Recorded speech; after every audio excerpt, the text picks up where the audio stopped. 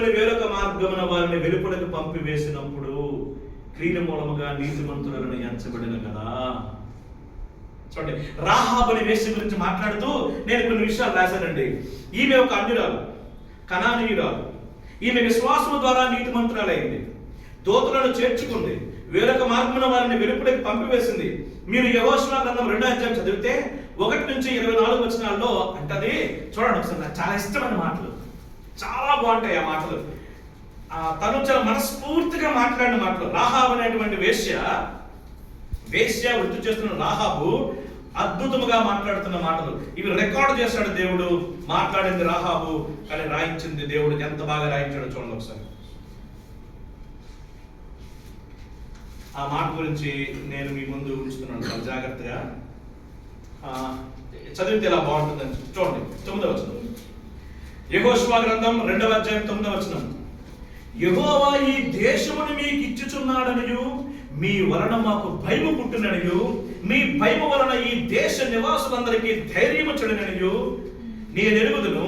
మీరు ఐగుప్తు దేశంలో నుండి వచ్చినప్పుడు మీ ఎదుట యెహోవా ఎర్ర సముద్రపు నీరును ఎలాగో ఆరిపోజేసెనో, యొర్దాను తీరమునున్న అమోరీయుల ఇద్దరు రాజులైన సీహోనుకును ఓగుకును మీరేమి చేసితురో, అనగా మీరు వారిని ఎలాగో నిర్మూలన చేసితురో ఆ సంగతి మేము వింటిమి. మేము వినినప్పుడు మా గుండెలు కరిగిపోయిను. ఏమంటున్నాడు? దేవుడు అనేటువంటి యెహోవా ఇశ్రాయేలు ప్రజల విషయంలో దేవుడు చేసిన కార్యాలు, ఆయన చేసిన కార్యాలు చుట్టుపక్కల వాళ్ళకి భయం పుట్టించాయంట. చెప్తున్న రికార్డెడ్ స్టేట్మెంట్ రాహాబు అంటున్నటువంటి మాట.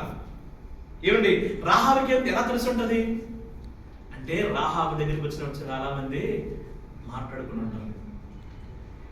ఏమిటి, ఉదయకాలమే మనం టీ షాప్కి వెళ్ళామనుకోండి, టీ షాప్ దగ్గర చాలా మంది ఒక 10 మంది ఉంటారు రైతులు. ఎలా నువ్వు ఏమంటే సరుగుడేసావా, నీలగిరేసావా, నువ్వు ఈ మధ్యన ఇలా ఈ వర్క్ అంతా చేసావు, పొలం పని చేసావని ఎలాగైతే మాట్లాడుకుంటారో, రాహాబు దగ్గరికి వచ్చిన చాలా మంది ప్రజలు బహుశా ఇలా ఈ ఇశ్రాయేలు ప్రజల గురించి, వారికి దేవుడు చేసిన కార్యాల గురించి, ఎర్ర సముద్రము చీల్చిన విధానము, యొర్దాను నది ఎండిపోయిన విధానము, ఏమండి వారిని పోషించిన విధానం చూస్తున్నప్పుడు వారికంట భయం కలిగింది, ధైర్యం చెడిపోయింది. ఏమండి, మేము విన్నప్పుడు మా గుండెలు కరిగిపోయినాయి.